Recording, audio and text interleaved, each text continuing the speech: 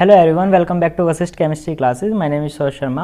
और आज के हम इस वीडियो लेक्चर में जो बीएससी सेकंड ईयर और थर्ड सेमेस्टर का जो सिलेबस है, जिसके कोर्स का टाइटल है chemical dynamics and coordination chemistry, उसके बारे में आज सिलेबस के डिस्कस करते हैं। ठीक है, आपकी क्वारी थी कि जो सिलेबस है वो डिस्कस किया जाए और उसके बाद जो क्लासेस हो, तो मैं उसी पर जो है आज वर्क करूँगा। आज मैं आपको इस वीडियो लेक्चर में यहाँ पे आपको सिलेबस जो है फुल डिटेल में एक्सप्लेन करूँगा, उसको समझाऊंगा। ठीक है, तो देखो जो ये वाला प्रोग्राम है, अगर उसका नाम की बात करें हम कि क्या नेम है उसका, तो वो है diploma in chemical dynamics and analytical techniques. ठीक है, ये जो है वो डिप्लोमा नेम है, प्रोग्राम नेम है, और जो कोर्स का टाइटल है वो है chemical dynamics and coordination chemistry. ठीक है, और ये सेकंड ईयर के अंदर आएगा, थर्ड सेमेस्टर है। ठीक है, और जो थ्योरी सब्जेक्ट है वो केमिस्ट्री, क्योंकि मैं केमिस्ट्री की ही क्लासेस यहाँ पे जो है डिस्कस करता हूँ।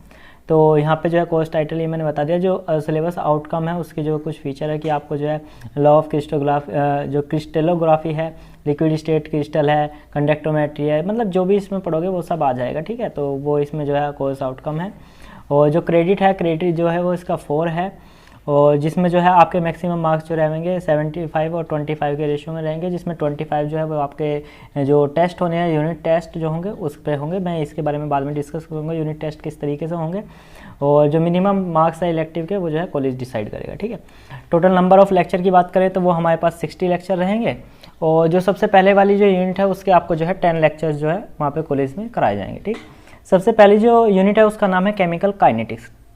केमिकल काइनेटिक्स को आपने जो है प्रीवियस अपनी जो जूनियर क्लासेस है उसमें भी पढ़ा होगा, तो मैं यहाँ पे भी आपको जो है इसी के बारे में थोड़ा डिस्कस कराऊंगा। यहाँ पे कुछ एडवांस का पोर्शन रहेगा, कुछ हमारा बेसिक रहेगा, तो उस सब चीज़ें के बारे में मैं आपको बताऊंगा और समझाऊंगा कि किस तरीके से आपको प्रिपरेशन करनी है। और साथ ही में जो है आपका जो ये सिलेबस है वो स्टार्ट कराता हूँ। ठीक है, इसके वीडियो लेक्चर भी प्रोवाइड कराऊंगा, तो आप चैनल को सब्सक्राइब कर लो और जो है वीडियो को लाइक कर दो। ठीक है, तो ऐसा नहीं है कि मैं आपको कुछ छुड़वाऊंगा। तो यहाँ पे जो है 10 लेक्चर आपके जो कॉलेज में होने हैं उसमें किस किस तरीके से आप पढ़ोगे, तो सबसे पहले आप केमिकल काइनेटिक्स की एक बेसिक सी थ्योरी पढ़ोगे।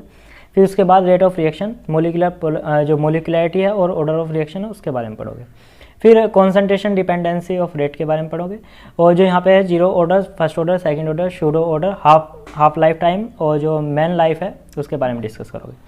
यहाँ पे determination of order of reaction, आप differential method of integration, half life method और आइसोलेशन मेथड, इन मेथड के बारे में आपको डिस्कस करना है। ठीक है, यहाँ पे आपने जो डिफरेंशियल मेथड, इंटीग्रेशन मेथड है और हाफ लाइफ मेथड है वो आपने पढ़ा होगा। जो आइसोलेशन मेथड है मेरे ख्याल से वो आपने नहीं भी पढ़ा हो 12th क्लास में, तो मैं वो भी जो है यहाँ पे एडवांस का पोर्शन जो है वो मैं आपको कराऊंगा। ठीक है, कुछ स्टूडेंट्स में पढ़ लिया होगा, कहीं कहीं कराते हैं। ठीक, देखो जो थ्योरीज ऑफ केमिकल काइनेटिक्स है उसमें आपको जो है effect of temperature on rate of reaction ये पढ़ना है। Arrhenius equation, concept of activation energy जो कि आपने सब जूनियर क्लासेस में पढ़ रखा है, उसको एक बार और पढ़ना है।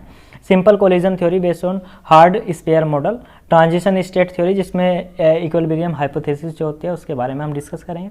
फिर expression for the rate constant based on equilibrium constant और थर्मोडायनेमिक्स एस्पेक्ट्स जो है नो डेरिवेशन। ठीक है, जो थर्मोडायनेमिक्स आप एस्पेक्ट्स पढ़ेंगे उसमें डेरिवेशन नहीं देना है, और उन सब के बारे में डिस्कस करेंगे। ये सब चीज़ें मैं आपको कराऊंगा। ठीक है, फिर बात करते हैं हम सेकंड जो हमारी यूनिट है वो है केमिकल इक्विलिब्रियम। इसमें 5 लेक्चर होने हैं, छोटी यूनिट है। इसमें क्या होगा कि जो इक्विलिब्रियम कांस्टेंट है और फ्री एनर्जी है उसके बारे में आपको पढ़ना है।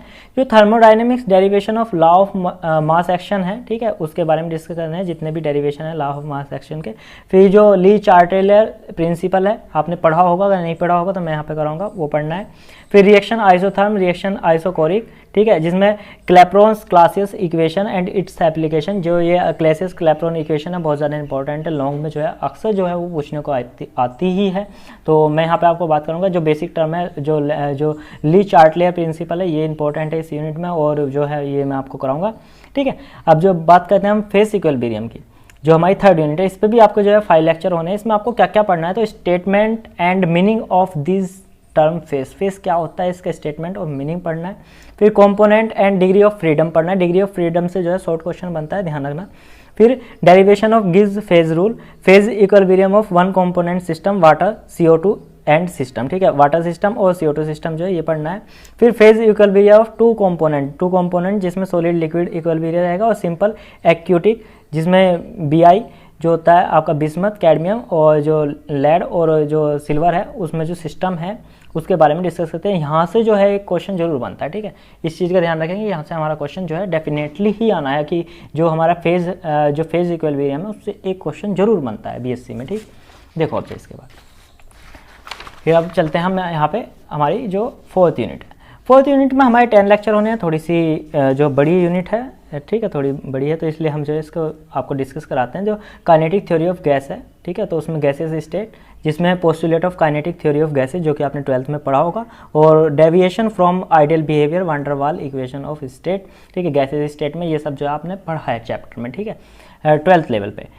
अगर वहाँ पे भी 12th स्टैंडर्ड पे अगर आपने नहीं पढ़ा है इसको इतने डीपली तो कोई बात नहीं, मैं यहाँ पे आपको कराऊंगा। फिर है क्रिटिकल फिनोमिना यानी PV isotherm of real gases, continuity of state और isotherm of van der Waals equation, relation between critical constant and van der Waals constant, ठीक है, law of corresponding state, reduced equation of state, ठीक है, ये सब जो है आपको पढ़नी है क्रिटिकल फिनोमिना में।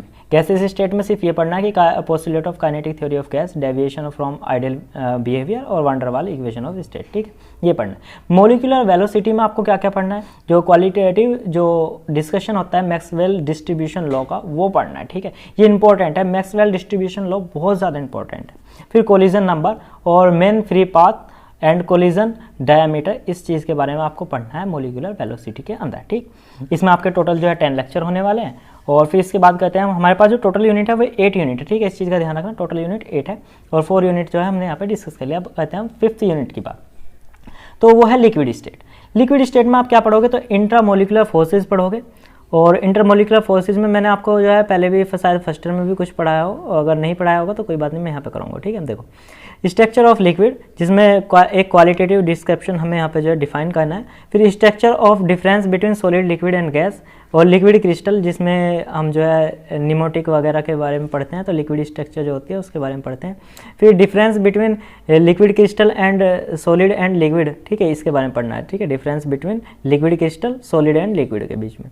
फिर इसके बाद classification structure of nematic and cholesteric phase, देखो मैंने कहा था ना कि निमेटिक वगैरह के जो है यहाँ पे आएगा, तो वही है classification structure of nematic and cholesteric phase, इन दोनों के बारे में पढ़ना है। फिर इसी में जो लिक्विड स्टेट थी, लिक्विड स्टेट में फर्स्ट जो था ये था। अब फिर लिक्विड इन सॉलिड यानी जो जेल होते हैं, जेल में आपको क्या क्या पढ़ना है, तो क्लासिफिकेशन पढ़ना है जेल का, प्रिपरेशन प्रॉपर्टी पढ़नी है, इन्वेशन और जनरल एप्लीकेशन जो है जेल के बारे में आपको पढ़नी है, ठीक है। ये इंडस्ट्रियल केमिस्ट्री में भी होता है, अगर कुछ स्टूडेंट जो है जेल का पोर्शन पढ़ के आए होंगे तो वे इंडस्ट्रियल केमिस्ट्री में पढ़ के आए होंगे। फिर इसके बाद कहते हैं कोऑर्डिनेशन केमिस्ट्री, ये तो देखो आपने 12th में पढ़ाई है, 9 नंबर का चैप्टर होता है, 9th चैप्टर कोऑर्डिनेशन कंपाउंड, और वहाँ से जो है ये वाला चैप्टर का जो है काफ़ी कुछ बेसिक जो है स्ट्रॉन्ग आपका होगा। और इस पर 5 लेक्चर होने वाला है, क्योंकि जिसका जो बेसिक है वो सब 12th में, ठीक है। तो वन थ्योरी आपको पढ़नी है कोऑर्डिनेशन कॉम्प्लेक्स की, जिसमें classification of ligand, ambient ligand और चिलेट के बारे में आपको पढ़ना है। कोऑर्डिनेशन नंबर निकालना, IUPAC नोमेनकल्चर जो है पढ़ना है, अप टू 2 मेटल सेंटर्स के बारे में, मतलब जो है कोऑर्डिनेशन नंबर जिसमें 2 से ज़्यादा जो होते हैं मेटल सेंटर होते हैं, उन सब के बारे में IUPAC भी आपको आना चाहिए।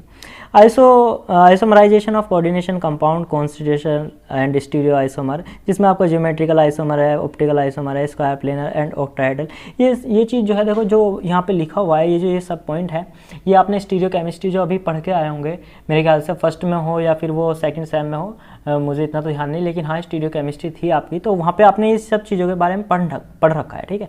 अगर नहीं भी पढ़ा है तब भी आप कोई बात नहीं, यहाँ पे तो कराएंगे, जो इसका है सिलेबस 3rd सेम का वो तो कराएंगे। फिर बात करते हैं हम थ्योरीज ऑफ कोऑर्डिनेशन केमिस्ट्री, जो कि हमारी जो है 7th यूनिट है।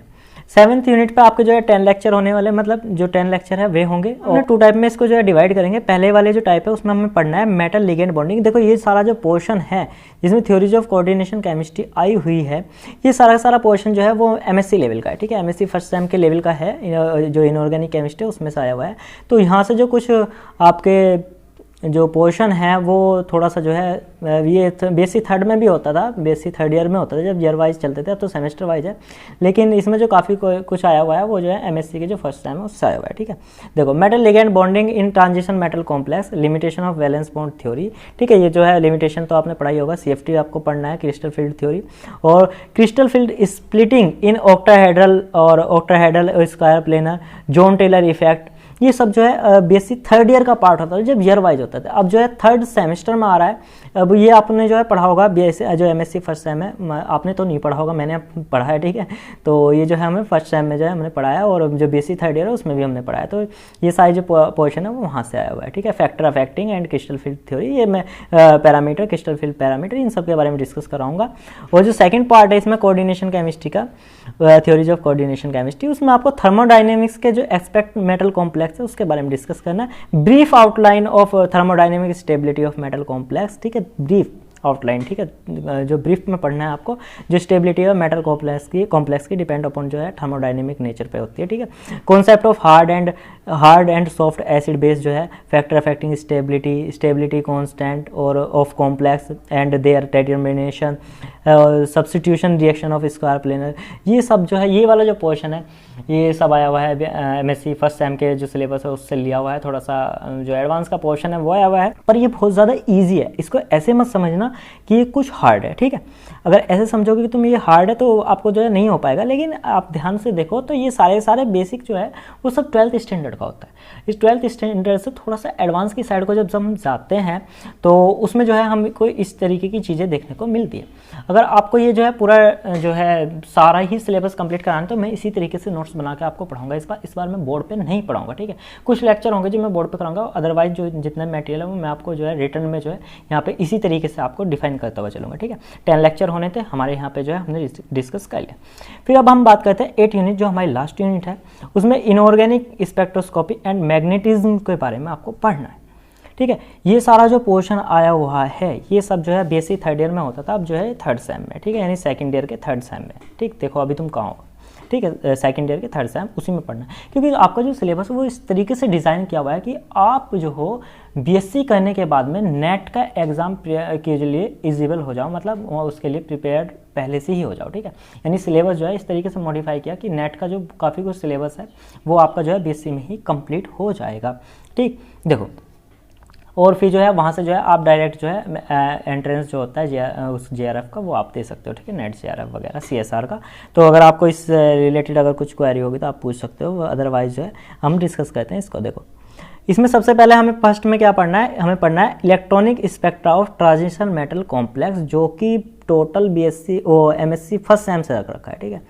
और ये बीएससी थर्ड ईयर में भी होता था, थर्ड ईयर में थोड़ा सा ब्रीफ होता था और जो है वहाँ पे थोड़ा एडवांस में थोड़ा ज़्यादा होता था। तो टाइप ऑफ इलेक्ट्रॉनिक ट्रांजिशन हमको पढ़ना है, इलेक्ट्रॉनिक ट्रांजिशन कौन कौन से होते हैं, selection rule of D D transition, spectroscopic ground state, spectrochemical series. बात करते हैं Orgel energy diagram of D1 and D9 states, और discussion the electromagnetic spectrum of TiH2O का होल 6 H2O का होल 6 3+ आयन कॉम्प्लेक्स आयन, इसका डिस्कस करना है, बहुत ज़्यादा इंपॉर्टेंट है। और ये तो MCQ भी बहुत ज़्यादा बनते थे बीएससी थर्ड ईयर में इस पर, तो मेरे ख्याल से ये वाला जो पोर्शन है इससे आपका जो है एक क्वेश्चन तो पक्का आने वाला है, ठीक है। देखो, इसके बाद सेकंड जो पार्ट है उसमें हमें क्या पढ़ना है, तो magnetic properties of transition metal complex, type of magnetic behaviour, method of determining magnetic susceptibility, और spin only formula LS coupling, और correlation of mu S and mu effective, ठीक है, वैल्यू, और ऑर्बिटल कंट्रीब्यूशन यहाँ पे देखो, ठीक है।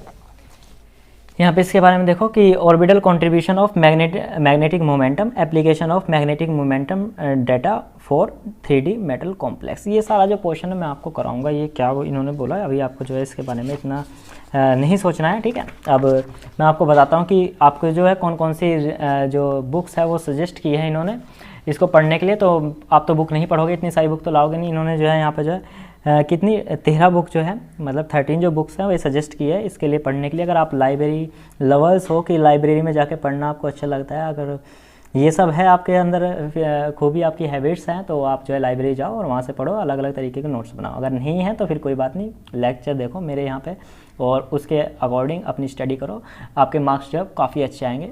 और हाँ, जिन स्टूडेंट्स ने जो है बीएससी फर्स्ट सेम और सेकंड सेम मुझे फॉलो किया था, जितने भी मैंने वीडियो लेक्चर प्रोवाइड कराए, अगर उससे कुछ हेल्प हुई हो, आपकी परसेंटेज कैसी है, तो उसके वो जो है कमेंट सेक्शन में ज़रूर बताया करो, ठीक है।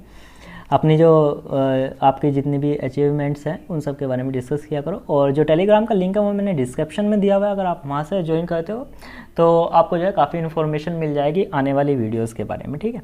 देखो यहाँ पे आपको सबसे पहले एटकिंस पढ़नी है, जो कि और PW पाउलिया एटकिंस जो है फिजिकल केमिस्ट्री ऑक्सफोर्ड, और उसका जो है प्रेस 13 जो एडिशन है जो 2006 का, उसके बारे में आपको पढ़ना है। लेकिन मेरे ख्याल से ये तो आप में कोई से भी नहीं पढ़ने वाले, ठीक है। आप तो क्या करोगे, आप तो नोट्स प्रिपेयर करोगे अपने और नोट्स से पढ़ोगे। तो मैं इसको देख लेना, ठीक है, जो बुक्स लिखी हुई है, अगर आप इनमें से कोई सी अपनी लाइब्रेरी में देखते हो तो वहाँ से पढ़ लेना। सारा सिलेबस नहीं मिलेगा आपको, जो है वहाँ से जो है टॉपिक उठाने हैं, अगर वो आपको काम आता है तो फिर आपके लिए बहुत अच्छा है। फिर इसके बाद हम कहते हैं जो हमारे 25 मैंने आपको बताया था यहाँ पे, ये जो रेशो है वो 75 जो है वो आपका क्लास मतलब जो पेपर है, जो मेन पेपर है उसके हैं, और जो 25 है वो आपके क्लास टेस्ट असाइनमेंट वगैरह के जो है होने वाले हैं, ठीक है। तो उसमें नंबर किस किस तरीके से मिलने हैं, तो जो 25 नंबर है 25, उसमें से जो 10 नंबर है वे मिलेंगे आपको असेसमेंट और प्रेजेंटेशन ऑफ असाइनमेंट, ठीक है।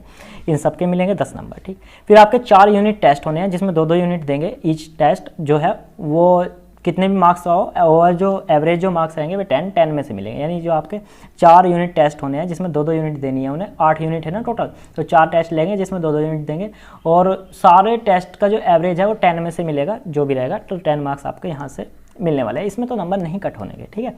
फिर इसके बाद हम बात करें कि overall performance through out the semester, discipline के हों या फिर आपने किसी जो यहाँ पे पार्टी वगैरह होते हैं उसमें पार्टिसिपेट किया हो, कुछ फंक्शंस हो, कुछ एक्टिविटी हो, उस सब में अगर पार्टिसिपेट किया है, और आपका जो है जो बिहेवियर है वो कॉलेज में बहुत अच्छा है, आपकी अटेंडेंस पूरी है वगैरह के जो 5 मार्क्स मिलते हैं वो आपको यूँ ही मिल जाएंगे।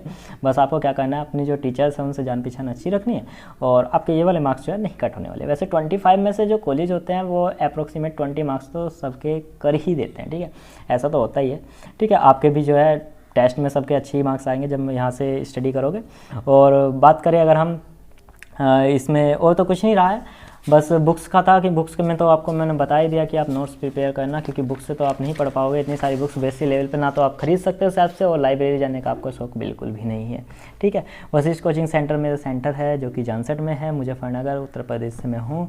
अगर आपकी कुछ क्वेरी हो तो व्हाट्सअप नंबर मेरा ये है, आप यहाँ से जो है कॉल करके जो है मुझसे पूछ सकते हो, व्हाट्सअप पर जो है आप पूछ सकते हो। अगर कॉल वगैरह की मैटर होगा, अगर कुछ ज़्यादा ही आपको पूछना है, कुछ इमरजेंसी है, तो आप उसको जो है पूछ सकते हो।